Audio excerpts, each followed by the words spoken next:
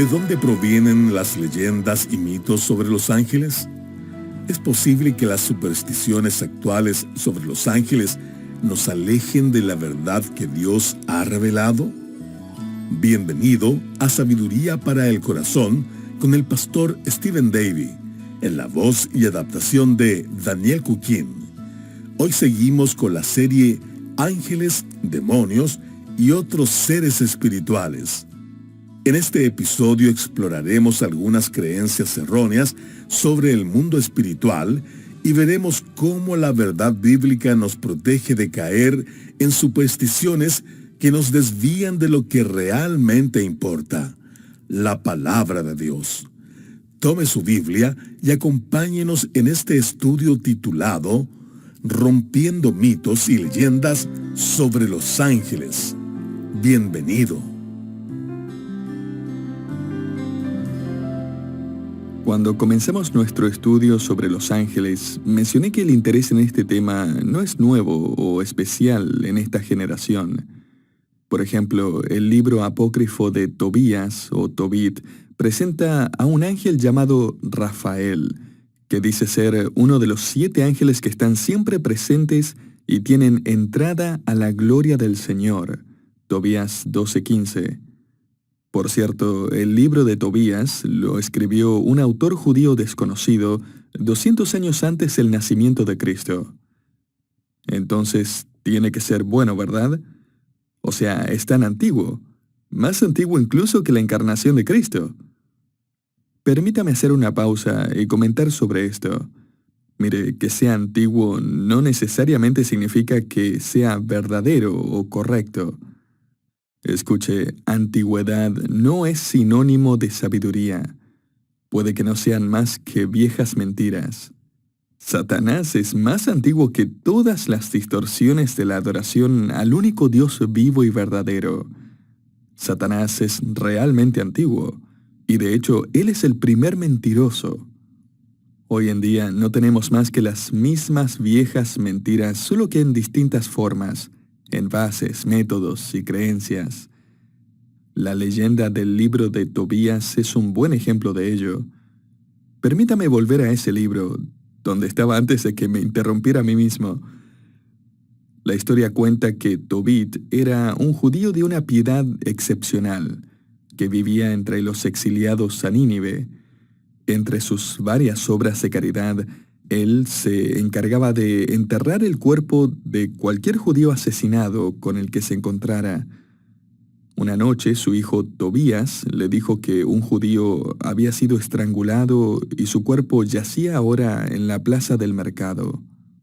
Tobit fue inmediatamente a ocuparse de la situación, y esa noche, ya que tocar el cadáver lo había hecho impuro, durmió afuera de su casa.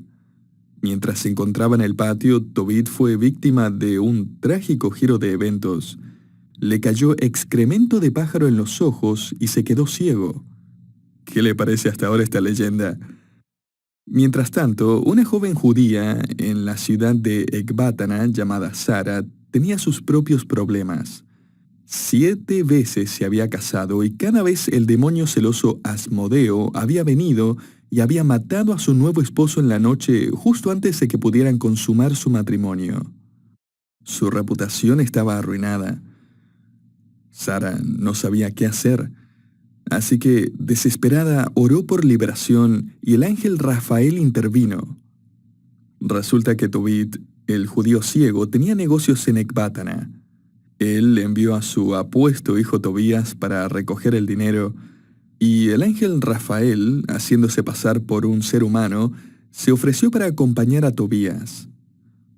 De camino a Ecbátana, acamparon junto al río Tigris, y un pez saltó del río e intentó tragarse a Tobías. Rafael le dijo a Tobías que atrapara a este pez devorador de hombres, lo que de alguna manera logró hacer, y Rafael le ordenó que le quitara el corazón, el hígado y la hiel, y los guardara. Luego Rafael le contó a Tobías acerca de Sara, y le dijo que ella era la chica perfecta para él. Tobías, sin embargo, había oído que ella había sido una atracción algo fatal para otros 7 hombres, así que se negó cortésmente. Rafael, sin embargo, lo persuadió de que ella realmente era una chica maravillosa y que Tobías podía vencer al demonio celoso con bastante facilidad. Todo lo que tenía que hacer era quemar el corazón y el hígado del pez en su presencia y el demonio huiría. Entonces Tobías arregló casarse con Sara y, por supuesto, esa noche Asmodeo vino para acabar con él. Sin embargo, cuando Asmodeo llegó, olió el corazón y el hígado del pescado y huyó a Egipto hasta donde Rafael lo persiguió y lo ató. Por su parte, el padre de la novia, que esa noche ya había cavado la tumba número 8, se alegró mucho al enterarse de que Tobías había logrado sobrevivir. Tobías luego mandó a recoger el dinero por el que había venido, regresó a Nínive y usando la hiel del pescado en los ojos de su padre, logró curar su ceguera. ¿Qué le pareció la historia? Ahora tiene un nuevo cuento para contarles a sus hijos antes de dormir. Broma. Ahora, para el siglo III después de Cristo apareció otro escrito llamado el Testamento de Salomón. Combina el misticismo, el judaísmo y el cristianismo para crear una leyenda popular sobre el hombre más sabio que jamás haya existido, Salomón. Permítame contarle la historia, pero le advierto que tal vez esta no sea la mejor historia para contar antes de ir a dormir. La historia cuenta que un demonio llamado Ornías le estaba chupando el pulgar a un niño, que era el hijo del capataz del proyecto de construcción de Salomón. Cuando el niño comenzó a languidecer y perder peso, Salomón oró pidiendo ayuda y llegó el arcángel Miguel. Miguel le dio a Salomón un anillo que le permitiría atar a todos los demonios. Fue con el poder de ese anillo que Salomón atrapó e interrogó al demonio Ornías y descubrió que Ornías podía transformarse en un hombre, en una criatura alada o en un león. Durante el interrogatorio, Salomón aprendió los nombres, signos astrológicos y poderes de los demonios, así como los nombres de los ángeles que podían derrotarlos. Entre los nombres de los demonios se encontraban Onoskelis, un demonio mujer que estrangula a los hombres. Salomón la capturó y la condenó a sentarse para siempre en la lanzadera de un tejedor y tejer cosas. Otro era Judal, que causa ceguera, pero huye cuando escucha las palabras Urel Judal. Otro demonio era Anatret, quien curiosamente le produce gases a la gente. No me lo estoy inventando. Y se aleja cuando la gente repite araracharara. Puede intentarlo la próxima vez que tenga indigestión. Si funciona, no quiero saberlo. Bueno, la leyenda termina contando que Salomón se enamoró de una mujer sunamita, sacrificó 5 langostas a cambio de su amor, Dios se enojó, y Salomón perdió el control sobre todos los demonios y estos salieron de nuevo al mundo. Cuando se descubrieron los rollos del Mar Muerto, también se descubrieron varios rollos que enseñaban conocimiento supuestamente más profundo. Había un conocimiento secreto que involucraba días sagrados en el calendario y, por supuesto, detalles sobre los ángeles y el poder espiritual. Algunos de estos antiguos escritores creían que el descubrimiento superior era encontrar la manera de que sus almas atravesaran la barrera celestial y escaparan de la tierra. Los ángeles formaban parte importante en esta búsqueda de trascender. Es más, algunos hasta decían que Jesucristo fue un maestro ascendido que había logrado alcanzar ese conocimiento. Me parece interesante que 2000 años después, varias sectas y religiones y creencias ven a Jesucristo exactamente de la misma manera. Repito, querido oyente, estas son creencias antiguas, tienen miles de años, pero en realidad no son más que viejas mentiras. Y escuche, querido oyente, no solo el mundo moderno está lleno de supersticiones y leyendas que se creen como si fueran verdad, sino que tristemente la Iglesia también ha caído en una forma de dualismo. Dualismo es la creencia de que todo es una batalla entre espíritus buenos y malos, con los humanos lamentablemente atrapados en medio de esta lucha. Los humanos son indefensos y prácticamente derrotados a menos que los ángeles sean más fuertes y numerosos que los demonios. Los demonios están relacionados con todo lo malo y los ángeles a todo lo bueno. Ese tipo de dualismo se ha extendido a la iglesia. Si enciende la televisión y mira los programas evangélicos, entre comillas, es posible que vea algún pastor, entre comillas también, atar algún demonio invisible con una oración especial. Quizás lo vea sanar a alguien expulsando el demonio del cáncer o el demonio de la presión arterial.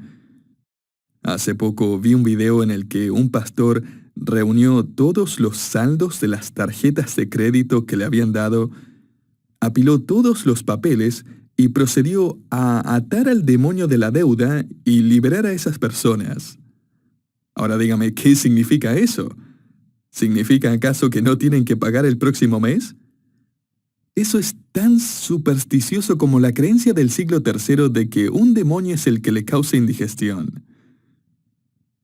La palabra del Señor nos dice en Colosenses 2, versículos 6 al 10, «Por tanto, de la manera que habéis recibido al Señor Jesucristo, andad en Él, arraigados y sobreedificados en Él, confirmados en la fe, así como habéis sido enseñados, abundando en acciones de gracia. Mirad que nadie os engañe por medio de filosofías y huecas sutilezas, según las tradiciones de los hombres, conforme a los rudimentos del mundo, y no según Cristo, porque en Él habita corporalmente toda la plenitud de la deidad, y vosotros estáis completos en Él». O sea, no necesita un conocimiento secreto, no necesita la ayuda de los ángeles para sobrevivir, no necesita ser liberado del demonio de la pobreza. Como nos dice el versículo 10, estamos completos en Él. La palabra traducida completo se refiere a la plenitud del creyente, que tiene todas sus necesidades plenamente satisfechas por el Señor. Mire, el problema en la vida cristiana no es que necesitamos claves secretas para obtener más de Cristo. Ya tenemos todo en Cristo.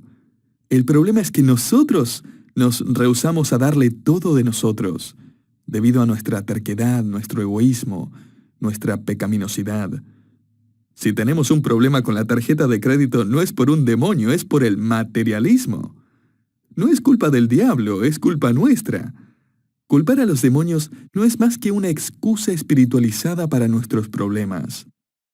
Hablaré más acerca de los demonios en otro estudio más adelante, pero por ahora le invito a que razonemos bíblicamente en este mundo de absurdos espirituales. Comenzaremos volviendo al momento de la creación, y en primer lugar vemos que la Biblia nos dice que los ángeles son seres creados. Mire lo que dice el Salmo 148, versículos 2 al 5. «Alabadle vosotros todos sus ángeles, alabadle vosotros todos sus ejércitos, alabadle sol y luna, alabadle vosotras todas lucientes estrellas, alaben el nombre de Jehová, porque Él mandó y fueron creados». El Evangelio de Juan, capítulo 1, versículos 1 al 3 nos dice: «En el principio era el Verbo, y el Verbo era con Dios, y el Verbo era Dios. Este era en el principio con Dios. Todas las cosas por Él fueron hechas, y sin Él nada de lo que ha sido hecho fue hecho». Y finalmente note Colosenses capítulo 1, versículos 16 al 17, donde dice: «Porque en Él, o sea, en Jesucristo, fueron creadas todas las cosas, las que hay en los cielos y las que hay en la tierra, visibles e invisibles, sean tronos, sean dominios, sean principados, sean potestades. Todo fue creado por medio de Él y para Él, y Él es antes de todas las cosas, y todas las cosas en Él subsisten».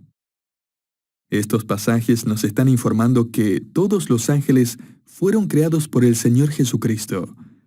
Él fue el agente divino en la creación. En segundo lugar, la Biblia nos enseña que los ángeles fueron creados antes que las demás cosas, por lo que fueron testigos del maravilloso poder creador de Dios.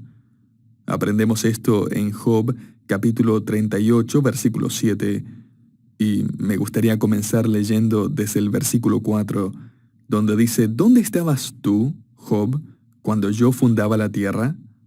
Házmelo saber si tienes inteligencia. ¿Quién ordenó sus medidas, si lo sabes? ¿O quién extendió sobre ella cordel? ¿Sobre qué están fundadas sus bases? ¿O quién puso su piedra angular? Cuando alababan todas las estrellas del alba y se regocijaban todos los hijos de Dios. Esa es una referencia a los ángeles que gritaron de alegría y cantaron en respuesta a los actos creativos de Dios. A todo esto me han preguntado si los ángeles tienen almas. La verdad es que no se nos dice específicamente, pero leemos que los ángeles exhiben las características que normalmente le atribuimos al alma, es decir, capacidad mental, emocional y de voluntad. En la primera carta de Pedro, capítulo 1, se nos dice que los ángeles están fascinados con la doctrina de nuestra salvación y que aún desean aprender sobre la redención. El versículo 12 dice que estas son cosas en las cuales anhelan mirar los ángeles. Ese versículo, entre otras cosas, nos deja saber que los ángeles son inteligentes, pero no son omniscientes. Es decir, no pueden leer su mente, no conocen el futuro, a menos que Dios se los revele. Sin embargo, son increíblemente inteligentes y han tenido varios miles de años para volverse aún más inteligentes. Los ángeles también fueron creados con emociones, que es otra propiedad que le atribuimos al alma. Por ejemplo, los ángeles se llenaron de gozo al ver los actos creativos de Dios, Job 38:7, adoran a Dios con asombro y humildad, Isaías 6:3, se regocijan cuando un pecador llega a la fe en Cristo, Lucas 15:10. Además, los ángeles fueron creados con voluntad propia. Tienen lo que los teólogos llaman autodeterminación, es decir, pueden elegir entre varios cursos de acción.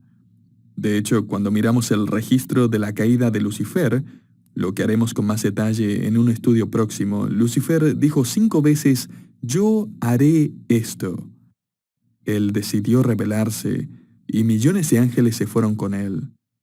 Y esa elección de rebelarse confirmó su juicio. Según Mateo 25:41, ellos ya tienen garantizado un futuro eterno en el infierno. También Lucas 20:36 nos informa que una vez creados, los ángeles, tanto los santos como los caídos, nunca dejarán de existir. Son inmortales.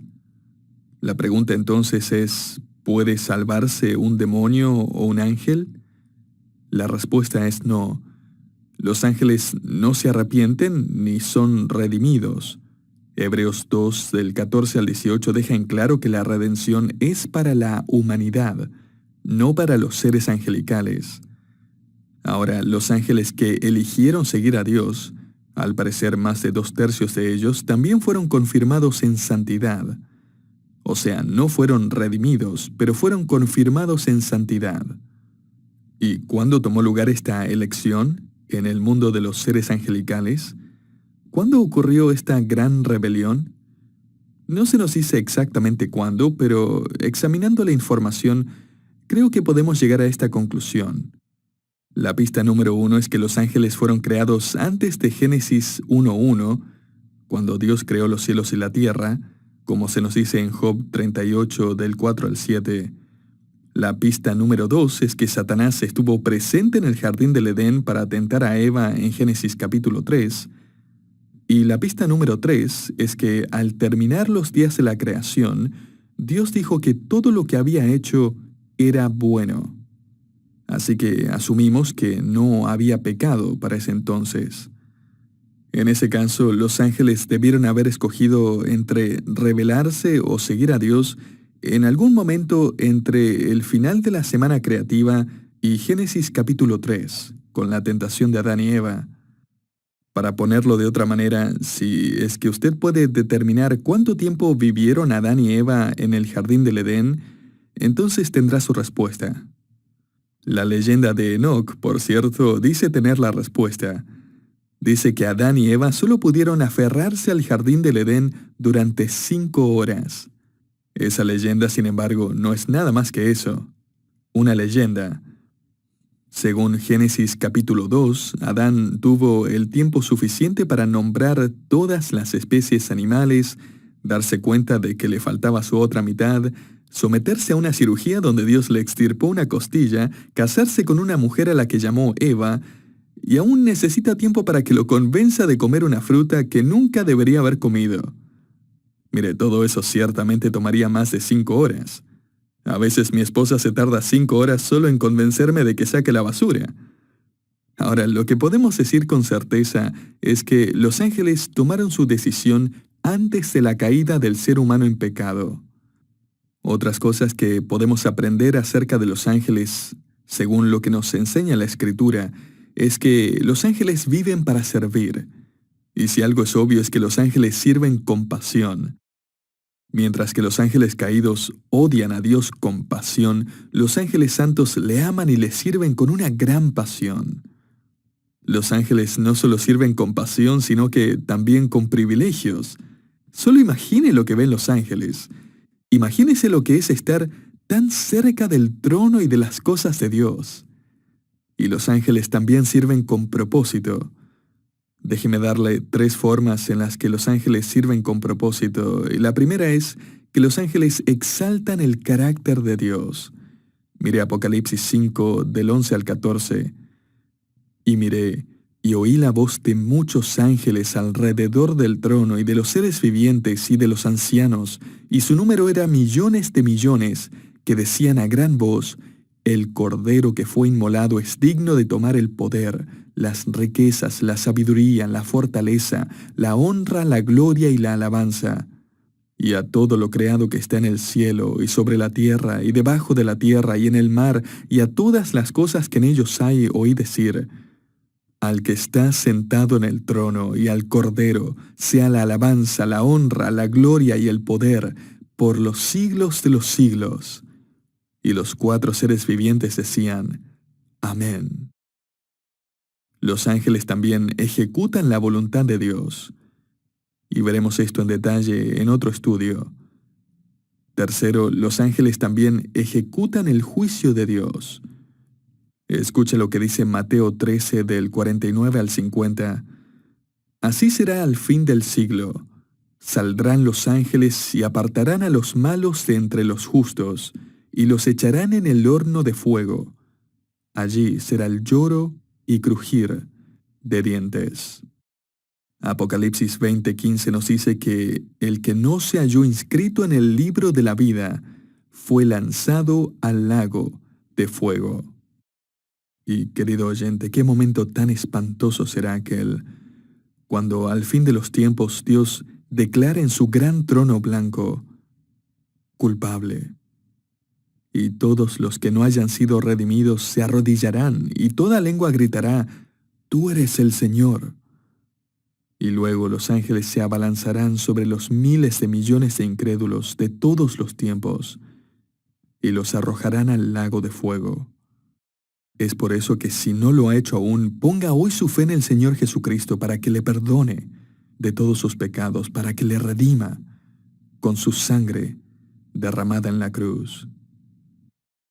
Mientras llegamos al final de este estudio, hay 3 puntos que me gustaría que recordara cuando intente razonar bíblicamente en este mundo lleno de supersticiones y absurdos espirituales. En primer lugar, depender de la actividad de los ángeles es diluir el poder de Dios. El apóstol Pablo dijo: todo lo puedo en Cristo, que me fortalece, Filipenses 4:13. Contando su testimonio personal, escribió: Dios me ha dicho, bástate en mi gracia, porque mi poder se perfecciona en la debilidad. Por tanto, de buena gana me gloriaré más bien en mis debilidades, para que repose sobre mí el poder de Cristo. 2 Corintios 12:9. En segundo lugar, elevar el rol de los ángeles disminuye nuestra relación con Cristo, porque la Biblia nos dice, puestos los ojos en Jesús, el autor y consumador de la fe. Hebreos 12:2. La palabra traducida poner significa concentrarse, o sea, concéntrese en Jesucristo, no en los ángeles, los demonios, el mundo, sus necesidades, etc. Y en tercer lugar, la responsabilidad del creyente no es determinar qué historias son verdaderas, sino usar bien la palabra de verdad. Querido creyente, no hemos sido llamados a ser estudiantes expertos en leyendas. Hemos sido llamados a procurar con diligencia presentarnos a Dios aprobados como obreros que no tienen de qué avergonzarse, que usan bien la palabra de verdad. Y el versículo siguiente es muy interesante a la luz de nuestro estudio. Mas evita profanas y vanas palabrerías, porque conducirán más y más a la impiedad, y su palabra carcomerá como gangrena. 2 Timoteo 2, del 16 al 17. Se nos indica aquí que debemos evitar la vana palabrería, que significa literalmente sonidos vacíos. O sea, es una charla interesante, pero vacía, como la palabrería del libro de Tobías y el testamento de Salomón. Es interesante, pero vacío. Así que manténgase cerca de la Biblia, estúdiela. Y al hacerlo, no solo descubrirá la verdad, sino que también estará protegido en contra de todo tipo de mitos y leyendas.